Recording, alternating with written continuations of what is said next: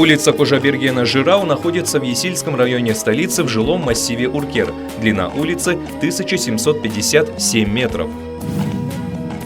Кожаберген Жирау – выдающийся батыр, известный поэт-импровизатор. Кожаберген в совершенстве владел арабским языком и фарси, был одним из верных соратников Тауке хана. Жирау построил в своем селе школу-медресе, обучал детей религии ислам. Также он открыл мастерскую, приучал людей к ремеслу и выращиванию зерна. В 1688 году Тауке хан назначил 25-летнего Кожабергена главнокомандующим ханского войска.